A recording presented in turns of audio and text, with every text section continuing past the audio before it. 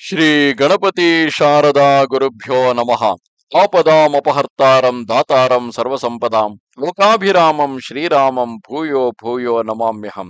ಶ್ರೋತೃಗಳಿಗೆ ಶ್ರೀ ಅಳಸಿಂಗರಾಚಾರ್ಯ ವಿರಚಿತ ಮಹರ್ಷಿ ವಾಲ್ಮೀಕಿ ಪ್ರಣೀತ ಶ್ರೀಮದ್ ರಾಮಾಯಣದ ಅಯೋಧ್ಯ ಕಾಂಡದಲ್ಲಿ ರಾಮನು ತನ್ನ ಮಾತೃಜನವನ್ನು ಅಂದರೆ ತನ್ನ ತಾಯಂದಿರನ್ನು, ವಸಿಷ್ಠನನ್ನು, ಇತರೆ ಮಂತ್ರಿಗಳೇ ಮೊದಲಾದವರನ್ನು ನೋಡಿ ಮಾತಾಡಿಸಿದುದು ಎಂಬ 103ನೆಯ ಸರ್ಗಕ್ಕೆ ಸ್ವಾಗತ.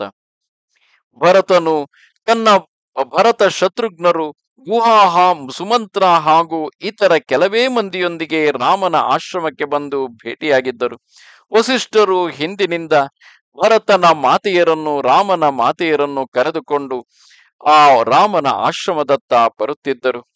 ಇತ್ತಲಾಗಿ ವಸಿಷ್ಠನು ಕೌಸಲ್ಯೆಯೇ ಮೊದಲಾದ ದಶರಥನ ಪತ್ನಿಯರನ್ನು ಮುಂದಿಟ್ಟುಕೊಂಡು ರಾಮನನ್ನು ನೋಡಬೇಕೆಂಬ ಆತುರದಿಂದ ಬರುತ್ತಿದ್ದನು. ಈತನೊಡನೆ ರಾಜಪತ್ನಿಯರು ಮಂದಗಮನದಿಂದ ನಡೆದು ಬರುತ್ತಾ ದಾರಿಯಲ್ಲಿ ಮಂದಾಕಿನಿ ನದಿಯನ್ನು ಕಂಡು ಅಲ್ಲಿ ರಾಮಾದಿಗಳು ಬಂದು ಇಳಿಯುತ್ತಿದ್ದ ಘಟ್ಟವನ್ನು ಕಂಡರು. ಅದನ್ನು ನೋಡಿದೊಡನೆಯೇ ಕೌಸಲ್ಯೆಯ ಕಣ್ಣುಗಳಲ್ಲಿ ದುಃಖ ಬಾಷ್ಪವು ಉಕ್ಕಿ ಬಂದಿತು.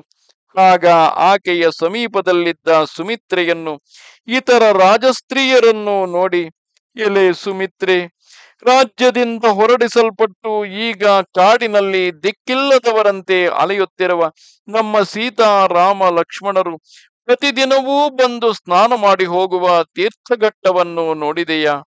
ಇತರರಿಗೆ ದುಃಖಕರವಾದ ಕಾರ್ಯವನ್ನು ಮನಸ್ಸಿನಿಂದಲೂ ಸ್ಮರಿಸಲಾರದ ಆ ಮಹಾತ್ಮರಿಗೆ ಎಂತಹ ಮಹಾ ಕಷ್ಟವು ಬಂದೊದಗಿರುವುದು ನೋಡು. ಎಲೆ ಸುಮಿತ್ರೆ, ಭಾಗ್ಯಹೀನೆಯಾದ ನನ್ನ ಹೊಟ್ಟೆಯಲ್ಲಿ ಹುಟ್ಟಿದ ರಾಮನ ಸ್ಥಿತಿಯು ಹಾಗಿರಲಿ. ಅವನಿಗಾಗಿ ನಿನ್ನ ಮಗನಾದ ಲಕ್ಷ್ಮಣನೂ ಕೂಡ ಅಹೋರಾತ್ರಿಯು ಬೇಸರವಿಲ್ಲದೆ ತಾನೇ ಬಂದು ಇಲ್ಲಿಂದ ನೀರನ್ನು ಸಾಗಿಸಿಕೊಂಡು ಹೋಗುವನು. ನಿನ್ನ ಮಗನು ಈ ಹೀನ ಕೃತ್ಯವನ್ನು ಮಾಡುತ್ತಿದ್ದರು ಇದರಿಂದ ಆತನಿಗೆ ಕೀರ್ತಿಯೇ ಹೊರತು ನಿಂದೆನಾಗಲಾರನು. ಹಿರಿಯಣ್ಣನು ತಂದೆಗೆ ಸಮಾನನೆಂದು ಹೇಳಲ್ಪಡುವುದರಿಂದ ಆತನಿಗಾಗಿ ಯಾವ ಕೆಲಸವನ್ನು ಮಾಡಿದರೂ ಕೀರ್ತಿಕರವಾಗಿಯೇ ಇರುವುದು. ಒಂದು ವೇಳೆ ಭರತನ ಪ್ರಾರ್ಥನೆಯನ್ನು ಅಂಗೀಕರಿಸಿ ರಾಮನು ಹಿಂತಿರುಗಿ ಬಂದು ರಾಜ್ಯದಲ್ಲಿ ನೆಲೆಸಿದರೆ ಆಮೇಲೆ ನಿನ್ನ ಮಗನಿಗೆ ಈ ಕಷ್ಟವು ತಪ್ಪಬಹುದು.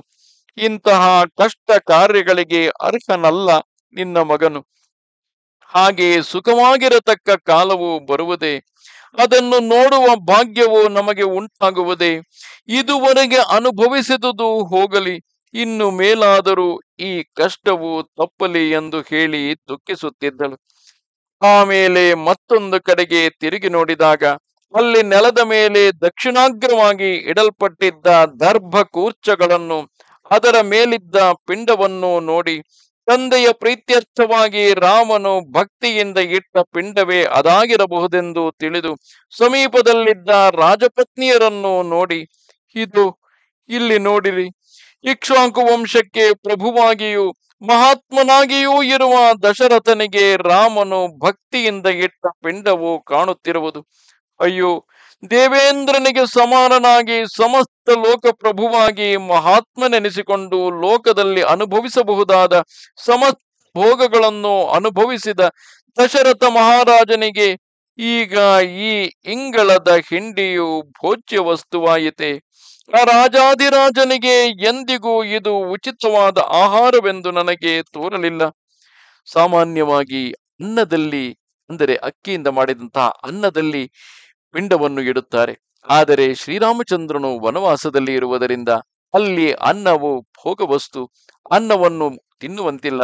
ಆ ಕಾರಣದಿಂದಾಗಿ ಆತನು ತಾನು ತಿನ್ನುತ್ತಿದ್ದಂತಹ ಇಂಗಳದ ಹಿಂಡಿಯಿಂದಲೇ ಅಲ್ಲಿ ಪಿಂಡ ಪ್ರದಾನವನ್ನು ಮಾಡಿರುವನು.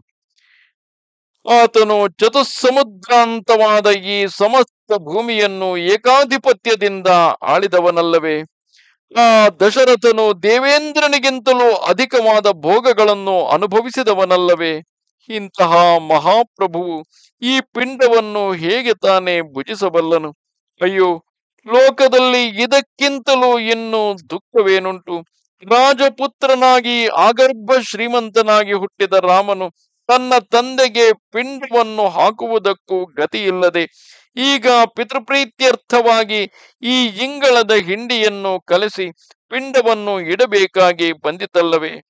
ರಾಮನು ತಂದೆಯ ಶ್ರಾದ್ದಕ್ಕಾಗಿ ಈ ವಿಧವಾದ ಪಿಂಡವನ್ನು ಇಟ್ಟಿರುವುದನ್ನು ನೋಡಿಯೂ ನನ್ನ ಎದೆಯು ಸಹಸ್ರ ಭಾಗವಾಗಿ ಸೀಳಿ ಹೋಗದಿರುವುದಲ್ಲ.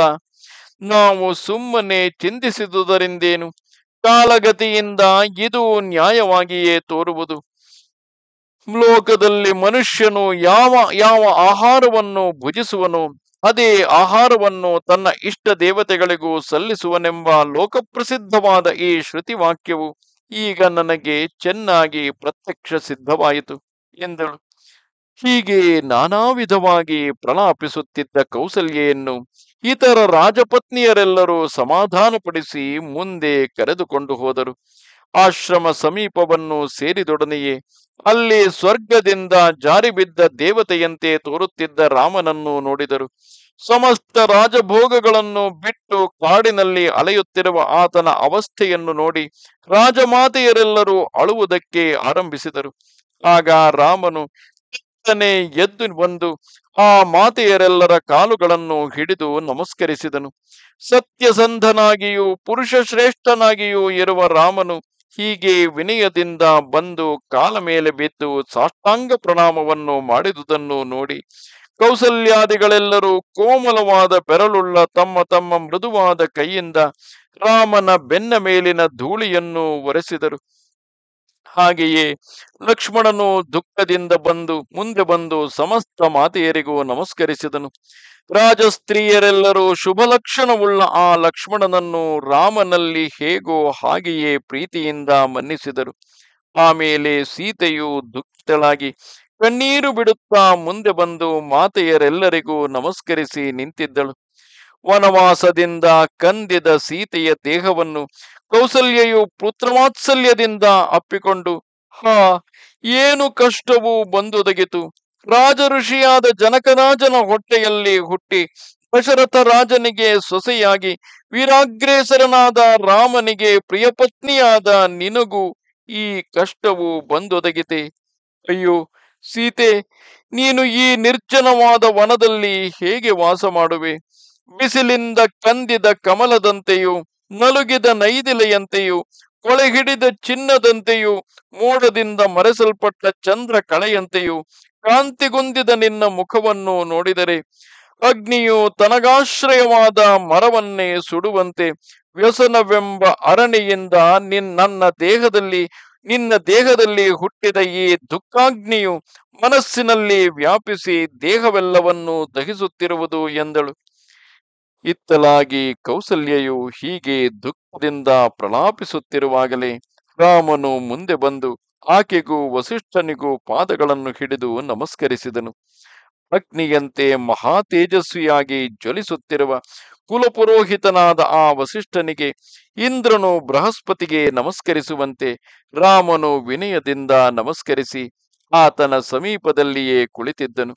ಇವರಿಬ್ಬರು ಕುಳಿತ ಮೇಲೆ ಭರತನು, ಇತರ ಮಂತ್ರಿಗಳು, ಪುರವಾಸಿಗಳಲ್ಲಿ ಪ್ರಮುಖರಾದವರು, ಸೈನಿಕರು, ಧಾರ್ಮಿಕರಾದ ಇತರ ಜನರು ಒಬ್ಬೊಬ್ಬರಾಗಿ ಸುತ್ತಲೂ ಕುಳಿತರು.